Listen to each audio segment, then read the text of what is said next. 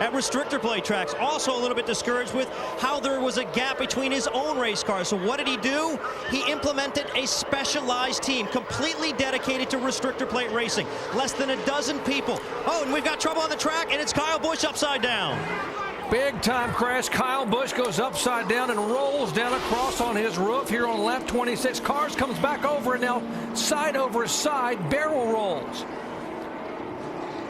and comes to rest on its wheels. A horrific crash here at Talladega on lap 26 involving Kyle Busch, and thankfully the window net is down. There the safety crews on the scene immediately, and Kyle Busch is climbing out of that car. Wow, listen to this. He moved to the outside to go around Casey Mears. It looked like Tony was going to go out there to help him, and it could have possibly been a little bit of contact. It doesn't always have to be, because you can get yourself out there and all of a sudden the air's changing, and just a horrific wreck. But once again, Kyle Busch gets out and walks away. We sure did a lot of damage. It looked to me like right here, as we watch this, it looked like that maybe they all started stacking up. It's hard to say that Tony Stewart wasn't getting some help from behind, or maybe even further back than right behind him. Like they're all just kind of stacking up. Yeah, when that happens, usually because everything changes, the air changes, and what you've been doing. In 2007, when trying to pass for the lead, Kyle Busch early on in the Talladega Nationwide Series race would end up upside down, and his tire would actually fly off and hit another race car. That was dangerous in its own part. But Kyle Busch would go barrel rolling across the track, go in the grass, and then start tumbling as it would hook. The car was on fire, but Kyle Busch was able to get out of his race car safely, thankfully. This is probably one of the more scariest accidents that Kyle Busch ever had in his racing career.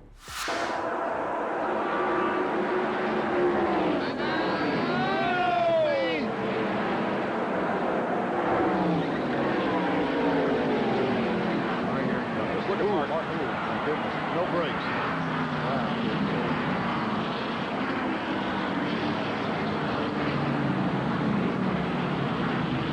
Now watch him. He hits the inside retaining wall. That's the car up in the middle of your screen. Hits the Die Hard 500 sign. Shoots through a guardrail right here. Goes right on through it. Mows it down. Still at top speed, and hits another fence and then the guardrail, and finally comes to rest. He had to be going 100 miles an hour when he hit the end of that guardrail, and then went over to the second guardrail where he finally came to a stop. Watch the 88. Yeah, he's going down the front here, headed toward turn one. You can see at 190 mile an hour, and he lost a tire. Did he not? I believe he just drove down through the grass, which is not unusual for doing that here. Yeah, that's right. Looking back on it, yeah, he clipped the grass. Dry with these cars being on the ground so low, I don't think you can clip that grass like you used to. Wow, did that push back the Lexan windshield and everything? Truex has to hold the one off and the 43 off, the one back to his rear bumper as the 48 continues to try to take the lead from the 11. Oh! The 11 around! The 11 goes around, and the caution will come out. A restart.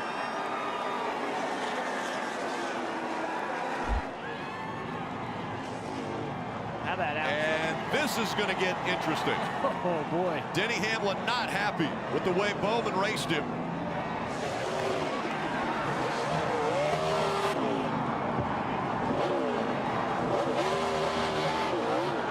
Hard, Denny. Big, hard. Big picture here. Big picture.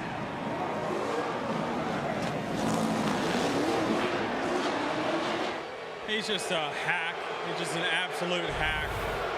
He gets his ass kicked by his teammates every week. And terrible. He's just terrible, and he sees one opportunity and he takes it. But obviously, he's got the fastest car every week, and he runs 10th. So he didn't want to race us there. We had a good, clean race. I moved up as high as I could on the racetrack to give him all the room I could, and he still can't drive. In 2021, in the final race to make the Final Four, Denny Hamlin, who was competing to make that championship four, was wrecked by Alex Bowman entering turn number 3. Hamlin would slide up the racetrack and lose a ton of positions. He barely made it to the next round, only 8 points to the good. Hamlin was extremely disappointed in Bowman with his actions on the racetrack, and when Alex Bowman went to celebrate on the racetrack for his victory burnouts, Denny Hamlin would go up to him and go nose to nose and flip him off. Even Denny Hamlin's post-race interview explained how upset he was at Alex Bowman. It wouldn't be a rivalry video without Jimmie Johnson and Kurt Busch. These two drivers, even though they came up pretty similarly in NASCAR around the same time, butted heads a lot. Johnson never really had any confrontations with other drivers on the racetrack, but Busch was one of them. Him and Busch just could not get away from each other in the late 2010s and early 2010s, especially at Chicagoland in 2009. Some contact. You had a top 5 going tonight. Some contact with you and Jimmy Johnson. What happened? No, I felt like we had a good 8th to 12th place car. That's where our car's been running, and just needed to work on it, get it better. And the 48, we got run into at Sonoma. We got run into again. Starting to lose faith in his ability to be a 3-time champion on the track. I'm disappointed. I gave him room, and we got pounded into the fence, and had a left rear tire rub. Luckily, we got a yellow, got her fixed, and finished 17th. So a couple runs that were spoiled by the 48 car, so not digging it. Well, they were able to get those tires back on and able to finish it tonight. They do finish 17th, Matt. Jimmy Johnson has climbed from the car, and you're going to win one here someday. I just know it. What happened with you in the 2 car? Heck, I don't even know. I think the 24 got inside of me and got me loose because he was on new tires, and 2 and I touched, and he body slammed me after that. So that was the least of my problems. The bigger problem I had was when I was leading, and the 11 pushed me all the way through 1 and 2, and eventually I lost control of the car, and that's what put me back there. But it just started racing. So it was one of those days. I thought we had this thing won at one point, and then that restart didn't work out so well for us. And then everybody was out of control back in there racing, body slamming. 83 and the 11 went at it for a little bit. We were bump drafting down straightaways, and that was some wild racing. I didn't think we could race like that on a 1.5 miles. Just got done talking about that Menards car. They had brake issues early. Oh, wow. Cole Custer to 0-0 up into the fence really hard. Austin Hill behind him, and he's upset. We're still Austin's had a hard time. We give him a thumbs up. That's a different finger. Well, put your thumb back on the wheel there for just a second. There's going to be the caution right there. I don't know if both hands were on the wheel, I think the outcome was going to be the same. Yeah, I think the right front was, you see the car kind of go straight there. I think the right front got cut down from the contact on the front stretch, which wound up wrecking both those cars. It was hard to tell what happened there down the straightaway. I don't. Obviously, they made contact, but I'm not sure if someone turned down or came up. It was a little tough to tell from the in-car. And obviously, Cole Custer did not know what happened there. So Cole's saying, "What are you mad at me for? You just ran me into the wall," because the right front blew out. So Cole's giving him the thumbs up, like, "Yeah, thanks for ruining my day." Austin Hill's over there saying, "Because of you, my right front's down. Thanks for ruining my day." Ryan Blaney got a little nose under Jimmy going into the carousel. Little contact was made. Jimmy stood in the throttle, hoping to stop the car from hitting the tire barrier. Was unsuccessful. Hard contact with the right front. Here's a 48 radio. Earl, you find his spot and tell him to beat his Yes, sir. Well, there you have it. You heard Earl. Earl very nonchalantly, yes, sir. Tell you another guy that's on the move is Austin Cindric. Oh, we got another one. Is that the 19? Yep. Same situation. Wow. And right under him. Oh, and into the wall. Goes the 40. Oh, my gosh. Cole Custer, nowhere to go there. Big fire. He had a big impact. Luckily, seeing him get out of the race car right now, because that was a big impact to that inside barrier. The AMR safety crew is there right away, but he just submarined the 19 of Martin Truex there. Yeah, I bet we're going to go back and see a very similar situation with Martin Truex Jr. and the visibility down that back straightaway. So already an issue, I believe, here, or maybe not. His hood's still not up. yet. Somebody checked up right there. McDowell checks up. Truex gets into him, and he's slowing down, and here comes Cole Custer through to the inside, nowhere to go. Has no idea Martin Truex Jr.'s had damage. Now that right, thank goodness there's a little bit of a safer barrier. Well, is that a That's safer a foam barrier. Yeah, it's a foam wall. barrier. Yes. Thank goodness that was there instead of just hitting that Armco barrier for Cole Custer. We're going to ride with Martin Truex.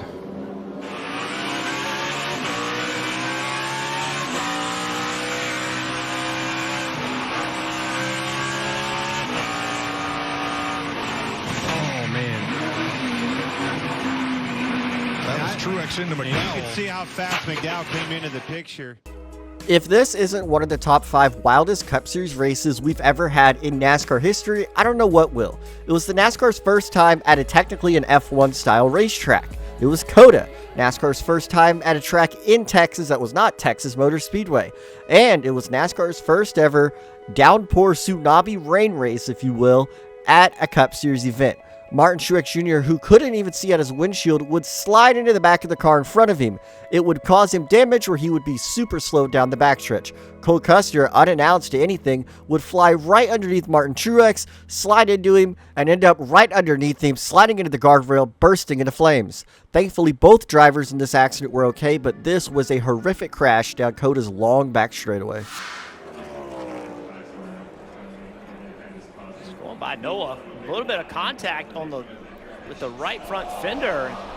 Car turned sideways and just flipped in the air. That is, quite honestly, that's just not acceptable. There's no way that a car, when it turns like that, should get up in the air that easily. There has been millions of dollars and hours of time spent to prevent that from happening. That's going to catch everybody by surprise. And you see right there, slide, that gives you a great view of the whole underbody we talk about, the underwing, everything that people talk about for damage. And then here it catches the grass and a couple pretty violent tumbles. I mean, you said it, Rick, 3,000 pounds. It looks like a Matchbox car just tumbling through the grass. Let's watch it again, Jeff. This he has a big run. This was earlier. So this was, they were racing, this was the lap before. And, you know, obviously drivers upset at each other. But, you know, right here, I just feel like, yeah, he's just turning, right? And I can't tell from this shot if Noah comes down or not, but either way, this car to get in the air like that is shocking. And Steve, you've shown us over and over when those flaps open up, that's supposed to help keep these cars on the ground. Sometimes Corey LaJoie just can't get out of his own way. I feel like Corey LaJoie could actually be a pretty decent race car driver if he didn't make these mistakes. He's made bad comments in the past and bad driving moves on the racetrack. He was racing Noah Gragson and got a little upset with him and tried to hit him and show him how upset he was. Ended up wrecking himself down the backstretch and then sliding down across the track, barrel rolling in the grass and landing on all 4 wheels. Thankfully, after this, Corey LaJoie was okay, but it was unfortunate that it had to come to a point where he was upset, and this was the reason it happened. This isn't the first time there was a flip at Michigan, and it probably won't be the last either. Potentially he's going to clear him off for turn 4. They're side by side to turn 1. Taylor Gray back to the race lead. 3 of the last 6 races at Martinsville have had a last lap pass. Sammy Smith is there. Justin Allgaier is there. Oh! Will there be contact? There is. There goes Gray. Here comes Allgaier. Austin Hill out of nowhere. It's going to win in Martinsville. Do you believe that? With a huge crash at the start-finish line. Lead here, and then this to come from this far back, though, I mean, this is just, that's too much. No one wants to see that. If you're a young kid watching this, that's too far. 10 leaders sets a new track record. Austin Hill leads only the last lap, but in dramatic fashion, he wins for a second time this season. Jones down low. Hips up high. Here comes Brandon Jones. First win of the year. Unbelievable. And we talked about tire prep. The 19 was working his tires really hard before that. Awesome job. Absolutely. Awesome job all day, guys. Brandon took advantage and took the win. 5th career victory. 35 laps. That's right. Oh, we got some angry fellas here. Ty Gibbs, Sam Mayer. Helmets on. Oh. Here we go. Coleman talked about the fact they've been racing each other for a long time. Oh, and there's a punch. Ty Gibbs going after Sam Mayer, and we've got a fight at Martinsville.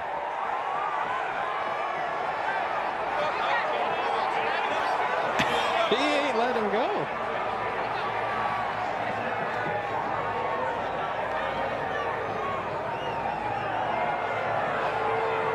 A couple good shots. In 2022, Ty Gibbs made a joke out of himself at Martinsville, and he got upset when Sam Mayer pushed him in the wall for $100,000. In my opinion, I would probably do the same thing. But the worst part about this is Ty Gibbs would want to go fight Sam Mayer. Alright, understandable, I guess. You're upset.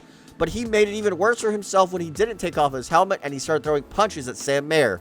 He did land a couple, and that was pretty impressive. But Ty Gibbs and Sam Mayer got called to the NASCAR hauler, and Ty Gibbs was fined and docked points after this incident.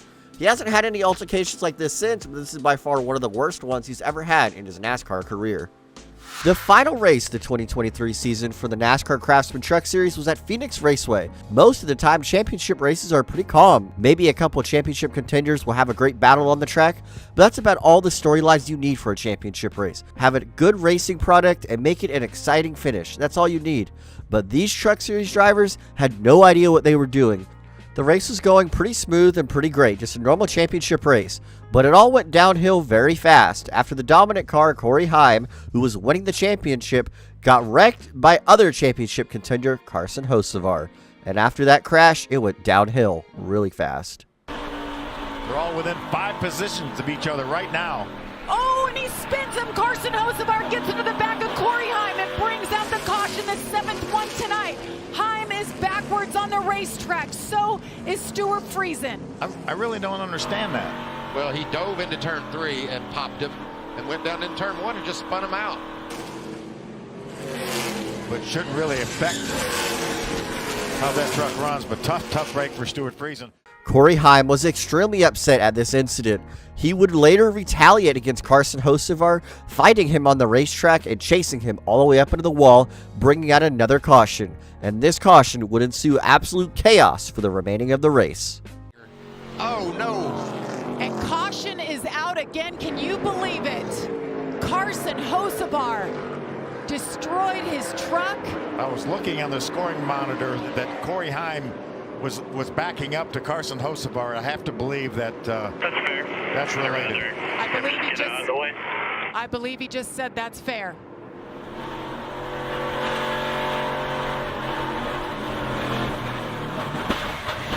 Whew. Big hit. He's right on board with Corey Heim now to see from his vantage point.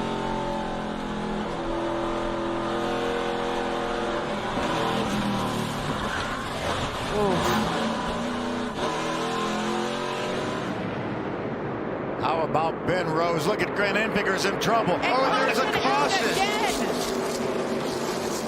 It came out before the white flag. Issues on the inside. What can he do here on the restart? And Christian Eckes and Zane. Oh, problems. Trouble. Zane Smith goes around. There was contact by Ben Rhodes behind him. We're going to have to see how that happened, guys. Oh, big problems for the Zane Smith on the restart and a lot of damage for Ben Rhodes. He ran right into Smith. Needless to say, there was one more final restart, and it would give Ben Rhodes the advantage to win the championship. But it wasn't for the lack of scarcity, as Grant Enfinger would drive it into the final corner and almost hit Ben Rhodes. Now, that would have been even more disastrous if the two remaining championship contenders wiped each other out. But regardless, this race will be forever remembered by one of the most worst races the Truck Series and NASCAR have ever put on. Right there in the middle. Is Kyle weaving the car? He had been cutting it. Oh, big. This will be big. Casey Kane gets turned around. Greg Biffle involved. Mark Martin is there. No caution has come out. They're going to let him race back as Gurney piles in, and now the caution. 6. You knew that was going to be big when you saw the 9 coming back across the racetrack. Okay, here's what happened final lap. Casey, and I'm going to put a big block on him, and that's what it was. He put and man, once you get that grass, you're done. Yeah. Wow, that was a hit, man. Wow. That was a hit. That was a hard hit. The 16 and the 5 just drove into the side of the 9, had no place to go. The Mark Martin and Biffle took the hard hits right there. And then you see 24 come into it. On the final lap at Pocono in 2010, Casey Kane was blocked by AJ Allmendinger, his teammate, which would send him spinning back up across the racetrack into Mark Martin and Greg Biffle. Kane's car would catapult in the air with the rear of his car in the air first, sending it almost over the wall and onto the bushes in the backstretch. Thankfully, Kane was okay after this accident, but man did he get some air. And it's surprising because back then in these COT cars, you didn't see them get air like that. You saw them blow over and flip, but getting one to go in the air and on top of the wall, that was pretty wild.